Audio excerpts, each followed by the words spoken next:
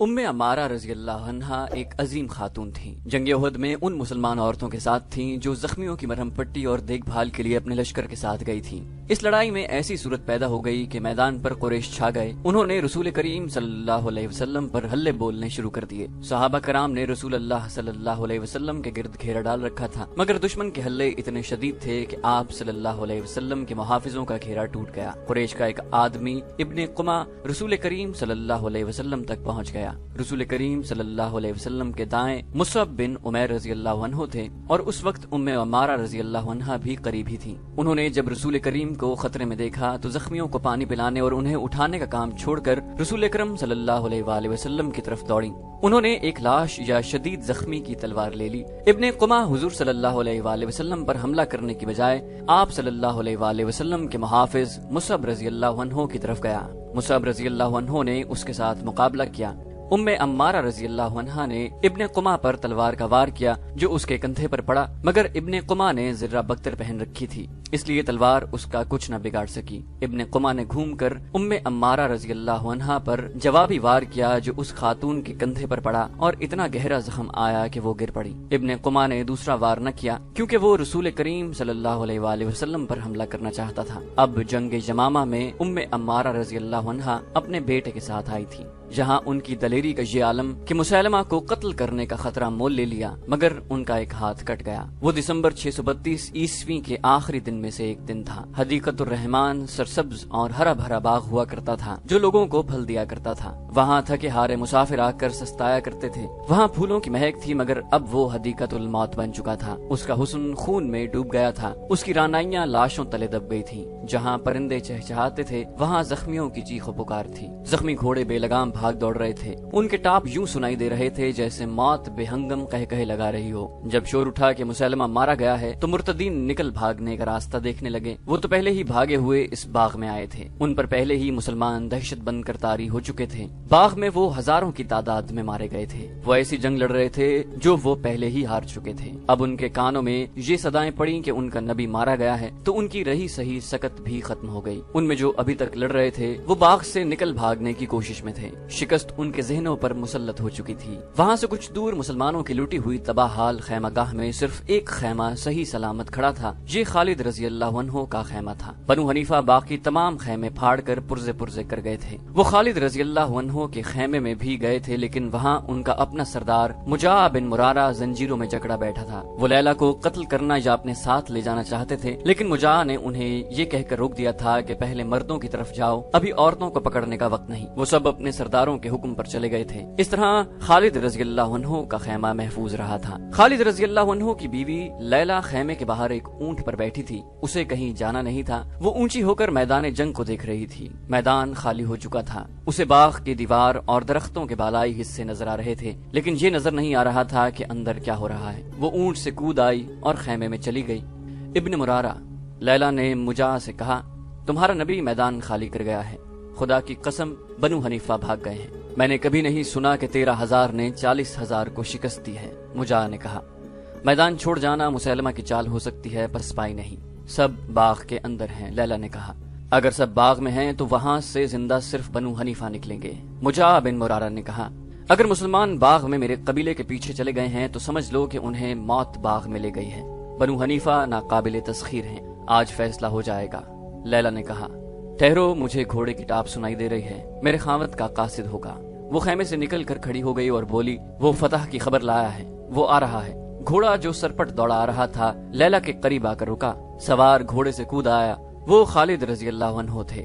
لیلا انہیں اکیلا دیکھ کر گھبرائی۔ سالار کے اکیلے آنے کا مطلب یہی ہو سکتا تھا کہ اس کی سپاہ تتر بتر ہو گئی ہے۔ لیلا نے پوچھا، میدان جنگ کی کیا خبر ہے؟ آپ اکیلے کیوں آئے ہیں؟ خدا کی قسم میں نے بنو حنیفہ کو کاٹ دیا ہے۔ خالد رضی اللہ عنہ نے جوشیلی آواز میں کہا، مسلمہ کذاب مارا گیا ہے، اور وہ قیدی کہاں ہے؟ لیلا نے دونوں ہاتھ اٹھا کر آسمان کی طرف دیکھا اور سکون کی آہ بھر کر بولی، مجاع کہتا ہے کہ بنو حنیفہ ناقابل تسخیر ہیں، میں پوچھتا ہوں وہ کہاں ہے؟ خالد رضی اللہ عنہ نے ہامتی ہوئی آواز میں پوچھا، کیا وہ اسے چھڑا کر لے گئے ہیں؟ خیمے کے اندر سے مجاع کی آواز آئی، میں یہی ہوں ولید کے بیٹے، میں تیری اس بات کو سچ نہیں مانوں گا کہ مسلمہ مارا گیا ہے، میرے ساتھ چل مجاع۔ خالد رضی اللہ عنہ نے خیمے کے اندر جا کر کہا، ہو سکتا ہے تیری بات سچ ہو، میں مسلمہ کو نہیں پہچانتا، تیرا قبیلہ یہ شور مچاتا بھاگ گیا ہے کہ مسلمہ مارا گیا ہے، میرے ساتھ آ اور لاشوں میں اس کی لاش دیکھ کر بتا کہ یہ ہے اس کی لاش۔ مجاہ نے پوچھا پھر کیا ہوگا، مجھے آزاد کر دو گے؟ خالد رضی اللہ عنہ نے کہا خدا کی قسم میں اس قبیلے کے ایک سردار کو آزاد نہیں کروں گا جو میرے دین کا دشمن ہے۔ رسالت میں شرکت کا دعویٰ کرنے والے اور اس دعوے کو ماننے والوں کو میں کیسے بخش دوں؟ اللہ کے سوا تجھے کوئی نہیں بخش سکتا۔ مجاہ بن مرارہ نے کہا او ولید کے بیٹے، میں نے اسے کب نبی مانا تھا؟ وہ چرب زبانی اور شعبدہ بازیوں سے نبی بن گیا تھا، اور تو نے دیکھ لیا ہے کہ کتنا بڑا لشکر اس کا مرید ہو گیا تھا۔ اگر میں اسے نبی نہ مانتا تو وہ میرے سارے خاندان کو زندہ جلا دیتا، اور یہ وجہ بھی تھی کہ میں اپنے قبیلے سے اپنے آپ کو کاٹ نہیں سکتا تھا۔ اگر تو میرے قتل کا حکم دے گا تو یہ ایک بے گناہ کا قتل ہوگا۔ اس نے مجھے اپنے ان لوگوں سے بچایا ہے جو ہماری خیمہ گاہ کو لوٹنے اور تباہ و برباد کرنے آئے تھے۔ لیلا نے خالد رضی اللہ عنہ سے کہا، اس نے انہیں کہا تھا کہ عورتوں کے پیچھے مت پڑو، پہلے آدمیوں کے پیچھے جاؤ۔ وہ چلے گئے۔ اس نے انہیں یہ بھی نہ کہا کہ وہ اس کی بیڑیاں کھول دیں۔ خالد رضی اللہ عنہ نے پوچھا کہ تو نے اس عورت پر رحم کیوں کیا مجاہ؟ کیونکہ اس نے مجھے قید میں ہی وہی عزت دی ہے جو مجھے اپنے قبیلے میں ملا کرتی ہے۔ مجاہ نے کہا، میں نے اسے اس سلوک کا صلہ دیا ہے جو اس نے میرے ساتھ کیا۔ کیا میں ایسا نہیں کر سکتا تھا کہ اپنے آدمیوں سے کہتا کہ میری بیڑیاں کاٹ دیں، پھر میں تیری اتنی حسین بیوی کو اپنی لونڈی بنا لیتا؟ خالد رضی اللہ عنہ نے کہا، بے شک تو عزت کے لائق ہے، میں تیری بیڑیاں اپنے ہاتھوں سے کاٹتا ہوں، پھر میرے ساتھ چلنا اور بتانا کہ مسلمہ کی لاش کون سی ہے۔ مجاہ بن مرارہ خالد رضی اللہ عنہ کے ساتھ خیمے سے نکلا تو اس کے پاؤں میں بیڑیاں نہیں تھیں۔ باہر خالد رضی اللہ عنہ کے 2 محافظ کھڑے تھے۔ خالد رضی اللہ عنہ اکیلے ادھر آئے تھے۔ ان کے محافظ دستے کو پتہ چلا کہ سپاہ سالار کسی اور طرف نکل گئے ہیں تو 2 محافظ ان کی تلاش میں ادھر ادھر گھوم پھر کر ان کے خیمے تک جا پہنچے۔ وہ انہیں تنہا نہیں چھوڑ سکتے تھے۔ مجاہ نے اپنی آنکھوں سے میدان جنگ کی حالت دیکھی، اسے اپنے قبیلے کی لاشوں کے سوا کچھ نظر نہیں آیا۔ مجاہ نے کہا، مجھے یقین نہیں آ رہا، دیکھ کر بھی یقین نہیں آ رہا، کیا اتنے تھوڑے مسلمان اتنے بڑے لشکر کو شکست دے سکتے ہیں؟ یہ فتح انسانوں نے نہیں پائی۔ خالد رضی اللہ عنہ نے کہا، یہ سچے عقیدے اور اللہ کے سچے رسول صلی اللہ علیہ وآلہ وسلم کی فتح ہے۔ بنو حنیفہ باطل عقیدے کے لیے میدان میں اترے تھے، ہماری تلواروں نے اس عقیدے کو کاٹ دیا ہے اور اتنا بڑا لشکر میدان چھوڑ کر بھاگ گیا ہے۔ وہ لاشوں اور تڑپتے زخمیوں میں سے گزرتے باغ تک چلے گئے۔ اندر گئے تو وہاں لاشوں پر لاشیں پڑی تھیں۔ مسلمان لاشوں کے ہتھیار اکٹھے کر رہے تھے۔ بنو حنیفہ میں سے جو زندہ تھے وہ ادھر ادھر بھاگ گئے تھے۔ خالد رضی اللہ عنہ نے وحشی بن حرب کو بلایا اور اس سے پوچھا کہ اس شخص کی لاش کہاں ہے جسے اس نے مسلمہ سمجھ کر ہلاک کیا ہے۔ وحشی خالد رضی اللہ عنہ کو وہاں لے گیا جہاں مسلمہ کی لاش پڑی تھی۔ اس نے لاش کی طرف اشارہ کیا۔ خالد رضی اللہ عنہ نے کہا، نہیں، یہ ٹھگنا اور بدصورت آدمی مسلمہ نہیں ہو سکتا، اس کے چہرے پر کراہیت ہے۔ مجاہ نے کہا، یہی ہے، یہ مسلمہ کی لاش ہے، یہ اس شخص کی لاش ہے جس نے ہزاروں لوگوں کو گمراہ کیا تھا۔ خالد رضی اللہ عنہ نے کہا، یہ شخص ایک فتنہ تھا۔ مجاہ نے خالد رضی اللہ عنہ سے کہا، ابن ولید، فتح پر خوش نہ ہو، تیرے لیے اصل مقابلہ تو ابھی باقی ہے۔ کس کے ساتھ؟ مجاہ نے جواب دیا، بنو حنیفہ کے ساتھ۔ یہ تو وہ لشکر تھا جو میدان میں آ کر لڑا تھا، یہ تو چھوٹا سا ایک حصہ تھا، اس سے بھی بڑا لشکر یمامہ میں قلعے کے اندر تیار کھڑا ہے۔ اپنی جانی نقصان کو دیکھ اور سوچ کہ تیری یہ سپاہ جو بہت کم ہو گئی ہے اتنے بڑے تازہ دم لشکر کا مقابلہ کر سکے گی؟ تیرے سپاہی تھک کر چور ہو چکے ہیں۔ خالد رضی اللہ عنہ نے لاشوں سے اٹے ہوئے باغ میں نگاہ دوڑائی۔ ان کا لشکر واقعی لڑنے کے قابل نہیں رہا تھا، جانی نقصان برداشت کے قابل نہیں تھا، زخمیوں کی تعداد بھی زیادہ تھی۔ باقی لشکر کی جسمانی کیفیت یہ ہو چکی تھی کہ اللہ کے سپاہی اتنے تھک گئے تھے کہ جہاں جگہ دیکھتے وہیں لیٹ جاتے اور سو جاتے۔ وہ اپنے سے 3 گنا زیادہ لشکر سے لڑے تھے، انہیں آرام کی ضرورت تھی۔ مجاہ نے کہا، اگر تو میری ایک تجویز مان لے تو میں قلعے میں جا کر صلح کی بات کرتا ہوں، میرا قبیلہ میری بات مان لے گا۔ خالد رضی اللہ عنہ بڑے قابل سپاہ سالار تھے، جنگی قیادت میں اپنی مثال آپ رکھتے تھے، رسول اللہ صلی اللہ علیہ وسلم کے سچے عاشق تھے، لیکن خود سر تھے اور زندہ دل بھی۔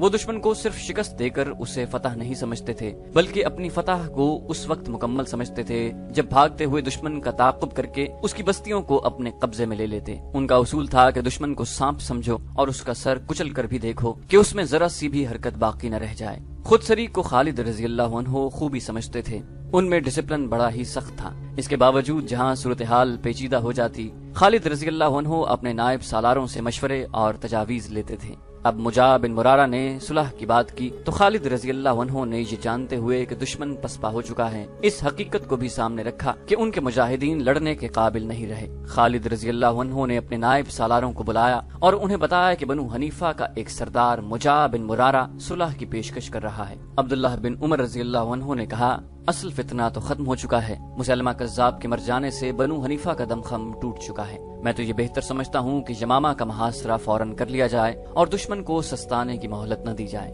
صرف یمامہ نہیں، عبد الرحمن بن ابی بکر رضی اللہ عنہ نے کہا بنو حنیفہ میدان جنگ سے بھاگ کر ایسی جگہوں میں چھپ گئے ہیں جو چھوٹے چھوٹے قلعے ہیں، پہلے انہیں پکڑنا ضروری ہے، اس کے بعد صلح کی بات ہو سکتی ہے، صلح کی شرائط ہماری ہوں گی۔ عبداللہ بن عمر رضی اللہ عنہ نے کہا کیا تمہاری نظر اپنے لشکر کی جسمانی حالت پر بھی ہے؟ خالد رضی اللہ عنہ نے کہا ابھی شہیدوں اور زخمیوں کی گنتی ہو رہی ہے، خدا کی قسم کسی جنگ نے ہمارا اتنا خون نہیں پیا جتنا یہ جنگ پی گئی ہے، اور شاید ہمیں ابھی اور خون دینا پڑے۔ کیا تم بہتر سمجھو گے کہ دشمن کے جو آدمی ادھر ادھر چھپ گئے ہیں انہیں پکڑا جائے تاکہ یہ یمامہ کے قلعے میں جا کر ہمارا مقابلے میں نہ آ سکیں؟ عبد الرحمن رضی اللہ عنہ نے کہا ہم یقیناً اسی کو بہتر سمجھتے ہیں، اگر ہم انہیں پکڑ لیں تو صلح کی کیا ضرورت رہ جائے گی۔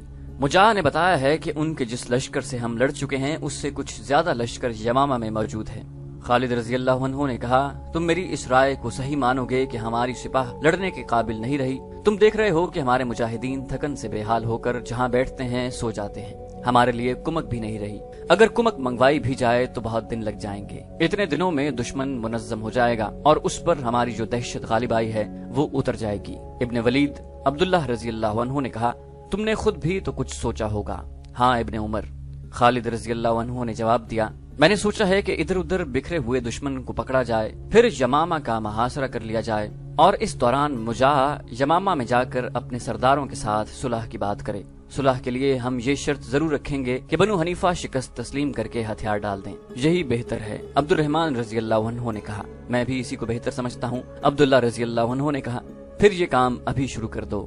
حضرت خالد نے کہا دستوں کو مختلف سمتوں میں روانہ کر دو اور انہیں کہو کہ بنو حنیفہ کا کوئی آدمی، عورت یا بچہ کہیں نظر آ جائے تو اسے پکڑ کر لے آؤ۔ دستوں کو روانہ کر دیا گیا اور خالد رضی اللہ عنہ نے مجاہ کو اپنے پاس بٹھا لیا۔ خالد رضی اللہ عنہ نے مجاہ سے کہا ابن مرارہ مجھے تجھ پر اعتماد ہے اور میں تجھے اس اعتماد کے قابل سمجھتا ہوں، جا اور اپنے سرداروں سے کہہ کہ ہم صلح کے لیے تیار ہیں، لیکن شرط یہ ہوگی کہ تمہارے ہتھیار ہمارے سامنے زمین پر پڑے ہوں گے۔ مجاہ نے کہا میں اسی شرط پر صلح کرانے کی کوشش کروں گا، لیکن ابن ولید اپنی فوج کی حالت دیکھ لے، میں مزید خون خرابے سے ہاتھ روکنا چاہتا ہوں۔ خالد رضی اللہ عنہ نے کہا کیا تو نہیں چاہے گا کہ تمہارے اور ہمارے آدمی جو زندہ ہیں زندہ ہی رہیں؟ اپنے قبیلے میں جا کر دیکھ، آج کتنے ہزار عورتیں بیوہ اور کتنے ہزار بچے یتیم ہو چکے ہیں، اور یہ بھی سوچ کہ بنو حنیفہ کی کتنی عورتیں ہماری لونڈیاں بن جائیں گی۔ اس وقت کی تحریروں سے پتہ چلتا ہے کہ خالد رضی اللہ عنہ کی یہ بات سن کر مجاہ کے ہونٹوں پر ایسی مسکراہٹ آ گئی جس میں تمسخر یا طنز کی جھلک تھی۔ وہ اٹھ کھڑا ہوا، میں جاتا ہوں۔ مجاہ نے کہا ابن ولید تیری خواہش پوری کرنے کی میں پوری کوشش کروں گا۔ خالد رضی اللہ عنہ اپنے خیمے کی طرف چل پڑے، وہ لاشوں اور زخمیوں کو دیکھتے چلے جا رہے تھے۔ لیلا نے خالد رضی اللہ عنہ کو دور سے دیکھا اور دوڑی آئی۔ لیلا نے خالد رضی اللہ عنہ سے پوچھا کیا تم نے اسے چھوڑ دیا ہے؟ خالد رضی اللہ عنہ نے اسے بتایا کہ انہوں نے مجاہ کو کس مقصد کے لیے چھوڑا ہے۔ لیلا نے کہا ابن ولید اتنے انسانوں کا خون کس کی گردن پر ہوگا؟ میں نے اتنی زیادہ لاشیں کبھی نہیں دیکھی تھی۔ جب تک انسانوں میں انسانوں کو اپنی خواہشات کا غلام بنانے کی ذہنیت موجود رہے گی، انسانوں کا خون بہتا رہے گا۔ خالد رضی اللہ عنہ نے کہا میں نے بھی اتنی لاشیں کبھی نہیں دیکھی تھیں، آنے والا زمانہ اس سے زیادہ لاشیں دیکھے گا، حق اور باطل آپس میں ٹکراتے رہیں گے۔ میں اسی لیے صلح کی کوشش کر رہا ہوں کہ اور خون نہ بہے، اس سے آگے نہ جانا، تم جو دیکھو گی اسے برداشت نہ کر سکو گی۔ آسمان سے گدھ اترنے لگ گئے تھے اور انہوں نے لاشوں کو نوچنا شروع کر دیا تھا۔ کچھ مسلمان لاشوں کے درمیان اپنے زخمی ساتھیوں کو تلاش کرتے پھر رہے تھے، انہیں اٹھا اٹھا کر خیمہ گاہ کی طرف لا رہے تھے۔ باقی سپاہ بنو حنیفہ کے چھپے ہوئے آدمیوں کو پکڑنے کے لیے چلی گئی تھی۔ رات کو خالد رضی اللہ عنہ کو اطلاعات ملنے لگیں کہ بنو حنیفہ کے آدمیوں کو لا رہے ہیں، بعض کے ساتھ عورتیں اور بچے بھی تھے۔ خالد رضی اللہ عنہ نے حکم دیا کہ عورتوں اور بچوں کو سردی اور بھوک سے بچایا جائے، لیکن خیمہ گاہ لٹ چکی تھی، خوراک کی قلت تھی۔ خالد رضی اللہ عنہ نے کہا کہ خود بھوکے رہو، قیدی عورتوں اور بچوں کے پیٹ بھرو۔ اس کا حل یہ نکالا گیا کہ مسلمان مجاہدین لاشوں سے کھجوروں وغیرہ کی تھیلیاں کھول کر لے آئے تھے۔ ہر سپاہی اپنے ساتھ کھانے پینے کا کچھ سامان رکھتا تھا، یہ عورتوں اور بچوں کو دیا گیا۔ الصبح مجاہ یمامہ سے واپس آیا اور خالد رضی اللہ عنہ کے خیمے میں گیا۔ کیا خبر لائے ہو ابن مرارہ؟ خبر بری نہیں، मुजाह ने जवाब दिया, लेकिन तुम उसे अच्छा नहीं समझोगे। बनु हनीफा तुम्हारी शर्त पर सुलह करने को तैयार नहीं, वो तुम्हारी गुलामी कबूल नहीं करेंगे। खुदा की कसम मैं उन्हें अपना गुलाम नहीं बनाना चाहता। खालिद रजी अल्लाह अन्हु ने कहा, हम सब अल्लाह के रसूल के गुलाम हैं, मैं उन्हें उस सच्चे रसूल सल्लल्लाहु अलैहि वसल्लम के अकीदे का गुलाम बनाऊंगा। मुजाह ने कहा, वो इस शर्त को भी नहीं मानेंगे, और ये भी देख कि तेरे पास रह का गया है इब्न वलीद। मैंने जमामा के अंदर जाकर देखा है, एक लश्कर है जो ज़र्रा पहने तेरी छोटी सी फौज को लहू लुहान कर देने के लिए तैयार है। कभी ये हिमाकत न कर बैठना कि जमामा को आग के महासरे में ले ले, तू कुचला जाएगा इब्न वलीद। जोश को छोड़ और होश की बात कर, अपनी शर्त को नरम कर। मैंने बनु हनीफा को ठंडा कर लिया है, इस लश्कर की आंखों में खून उतरा हुआ है। खालिद रजी अल्लाह अन्हु गहरी सोच में खो गए। मुजाह ने उन्हें कोई नई बात नहीं बताई थी, ये तो खालिद रजी अल्लाह अन्हु देख ही चुके थे कि उनके पास जो सिपाह रह गई है वो लड़ने के काबिल नहीं रही। इस सिपाह को आराम की जरूरत थी, लेकिन वो रात भर दुश्मन के छुपे हुए आदमियों को तलाश और गिरफ्तार करती रही थी। अब इन मुजाहिदीन के सर डोल रहे थे। खालिद रजी अल्लाह अन्हु ने गहरी सोच से निकलकर कहा, इब्न मुरारा, तुझे शायद मालूम न हो, अपने इन सरदारों से पूछ लेना जो इस जंग में शरीक थे कि हमारे पास बनु हनीफा का कितना माल और साजो सामान है और कितने बाग और कितने कैदी हमारे कब्जे में हैं। वापस जाओ और अपने सरदारों से कह कि मुसलमान आधा माल गनीमत, आधे बाग और आधे कैदी वापस कर देंगे। उन्हें समझा कि यमामा और उसकी आबादी को तबाही में न डालें। इब्न मुरारा चला गया। इस दौरान मजीद कैदी लाए गए। मुजाह शाम से कुछ पहले वापस आया और उसने बताया कि बनु हनीफा का कोई सरदार इस शर्त को मानने के लिए तैयार नहीं। मुजाह ने ये भी कहा कि बनु हनीफा अपनी शिकस्त और अपने हजारों मकतूलीन के खून का इंतकाम लेंगे। मेरी बात कान खोल के सुन इब्न मुरारा। खालिद रजी अल्लाह अन्हु ने कहा, अगर बनु हनीफा ये समझते हैं कि हम कलील तादाद होने की वजह से डर जाएंगे तो उन्हें जाकर कह दे कि मुसलमान कट मरेंगे, तुम्हें इंतकाम की मोहलत नहीं देंगे। गुस्से में न आ वलीद के बेटे। मुजाह ने मुस्कुराकर कहा, हमारा जो माल गनीमत, बाग और कैदी तुम्हारे पास हैं, उनका चौथाई हिस्सा अपने पास रख ले, बाकी हमें दे दे और आह सुलह कर लें। सुलहनामा तहरीर होगा। खालिद रजी अल्लाह अन्हु एक बार फिर सोच में खो गए। मैं तुझे एक बार फिर खबरदार करता हूँ वलीद के बेटे। मुजाह ने कहा, ये मेरा कमाल है कि मैंने बनु हनीफा को सुलह पर राजी कर लिया है। मैंने उनकी लानत मलामत बर्दाश्त की है। उन्होंने मुझे गद्दार भी कहा है। वो कहते हैं कि तुम मुसलमानों से इनाम लेकर हमें उनका गुलाम बनाना चाहते हो। वो कहते हैं कि अगर हमारी तादाद कम भी होती तो भी हम सुलह न करते। हमारे पास न साजो सामान की कमी है न खुराक की। इन चीजों की कमी है तो मुसलमानों को होगी। वो कहते हैं कि इतनी सख्त सर्दी में मुसलमान कब तक महासरे में बैठे रहेंगे। रातों को सर्दी को वो खुले आसमान तले बर्दाश्त नहीं कर सकेंगे। वो ये भी जानते हैं कि तेरी इस छोटी सी फौज के पास खैमे भी नहीं रहे। सोच ले इब्ने वलीद, अच्छी तरह सोच ले। अगर तुझे शक है तो जरा आगे जाकर यमामा की दीवारों पर एक नजर डाल और देख कि एक दीवार तो कले की है और उसके ऊपर एक दीवार इंसानी जिस्मों की है। खालिद रजी अल्लाह अन्हु बेशक अपनी कमजोरियों से आगाह थे, लेकिन वो दुश्मन की हर शर्त मानने को तैयार नहीं हो सकते थे। वो अपने खैमे से बाहर निकल गए। उनके नायब सालार बाहर खड़े थे। सालारों ने बेताबी से खालिद रजी अल्लाह अन्हु से पूछा कि सुलह की बात कहाँ तक पहुँची। खालिद रजी अल्लाह अन्हु ने कहा, मेरे साथ आओ। नायब सालार खालिद रजी अल्लाह अन्हु के साथ चल पड़े। खालिद रजी अल्लाह अन्हु उन्हें बताते गए कि मुजाह सुलह नामे की क्या शर्त लाया है। वो चलते गए और ऐसी जगह जा रुके जहाँ से यमामा शहर की दीवार नजर आती थी। उन्होंने देखा कि दीवार पर आदमी ही आदमी थे। मुजाह ने ठीक कहा था कि शहर की दीवार के ऊपर इंसानी जिस्मों की दीवार खड़ी है। इससे साफ जाहिर होता था कि शहर में बहुत बड़ा लश्कर मौजूद है। मेरा ख्याल है हमने मुहासरा किया तो हम नुकसान उठाएंगे। खालिद रजी अल्लाह अन्हु ने अपने नायब सालारों से कहा, दीवार पर जो मखलूक खड़ी है उसके तीर हमें दीवार के करीब नहीं जाने देंगे। हमारे पास मरवाने के लिए इतने ज्यादा आदमी नहीं। एक नायब सालार ने कहा, मैं तो सुलह की राय दूंगा। जिस फितने को हम खत्म करना चाहते थे वो खत्म हो चुका है। एक और नायब सालार ने कहा, अब हम सुलह कर लें तो हम पर कौन उंगली उठा सकता है। खालिद रजी अल्लाह अन्हु वापस अपने खैमे में आए और मुजाह को बताया कि वो सुलह के लिए तैयार हैं। उसी वक्त सुलहनामा तहरीर हुआ जिस पर खालिद रजी अल्लाह अन्हु ने खिलाफत की तरफ से, मुजाह बिन मुरारा ने बनु हनीफा की तरफ से दस्तखत किए। इसमें एक शर्त ये थी कि मुसलमान यमामा के किसी आदमी को जंगी मुजरिम करार देकर कत्ल नहीं करेंगे। मुजाह वापस चला गया। उसी रोज उसने यमामा के दरवाजे खोल दिए और खालिद रजी अल्लाह अन्हु को शहर में मदऊ किया। खालिद रजी अल्लाह अन्हु अपने सालारों और कमांडरों के साथ यमामा शहर के दरवाजे तक पहुंचे। उन्होंने ऊपर देखा। दीवारों पर अब एक भी आदमी खड़ा नहीं था।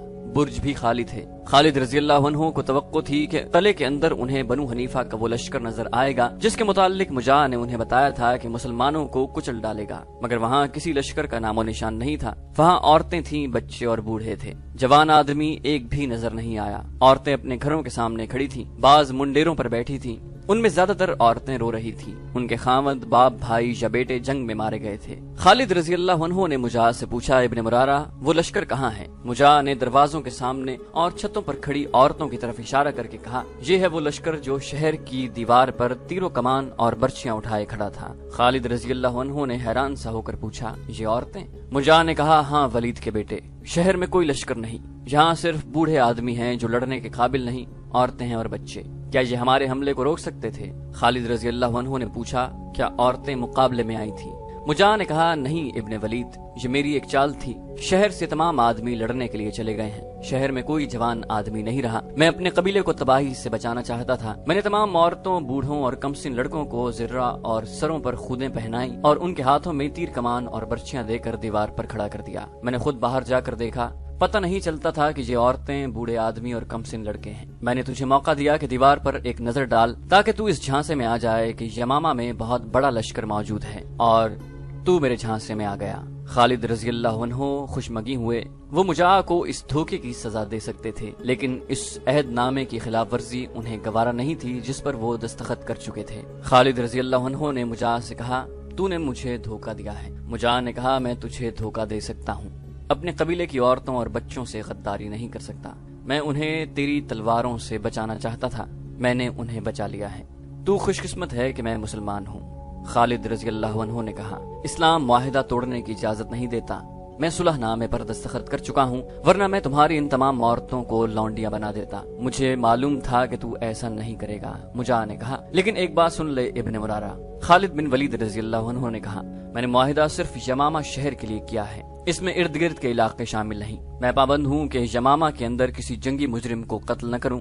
यमामा के बाहर मैं जिसे समझूंगा उससे कत्ल होना चाहिए, उसके कत्ल से मैं गुरेज नहीं करूंगा। इर्तिदाद का सबसे बड़ा मरकज यमामा था, जो खालिद रजी अल्लाह अन्हु ने उखाड़ फेंका और झूठे नबी को हलाक करके उसकी लाश की नुमाइश की गई। उसके पैरोकारों से कहा गया कि मुसलमा के पास मौजों की ताकत होती तो तुम्हारे 40,000 से ज्यादा लश्कर का ये हशर 13,000 आदमियों के हाथों न होता। बनु हनीफा मुसलमान यमामा की गलियों में ऐलान करते फिर रहे थे, औरतें मत डरें, किसी को लौंडी नहीं बनाया जाएगा। शहर के अंदर किसी मर्द, बच्चे या औरत पर हाथ नहीं उठाया जाएगा। मुसलमा फरेबकार था, उसने तुम सबको धोखा देकर तुम्हारे घर उजाड़ दिए हैं। यमामा पर खौफ व हिरास और मौत की वीरानी थी। औरतें शहर से बाहर निकलने से डरती थीं। उन्हें मुसलमानों से कोई डर और खदशा नहीं रहा था। वो अपने आदमियों की लाशें देखने से डरती थीं। वो शहर की दीवार पर जाकर बाहर का मंजर देखती। उन्हें गिद्धों, गीदड़ों और भेड़ियों की खौफनाक आवाजें सुनाई देती। ये सब लाशें खा रहे थे। तो दोस्तों, ये थी हमारी आज की एपिसोड। उम्मीद करते हैं आपको हमारी एपिसोड पसंद आई होगी। जाने से पहले इस वीडियो को लाइक, शेयर और कमेंट करना मत भूलिए, और अगर आप हमारे चैनल पर नए हैं तो इसे सब्सक्राइब कीजिए और बेल आइकन पर क्लिक कीजिए ताकि आपको तमाम वीडियोस फौरन मिलती रहें।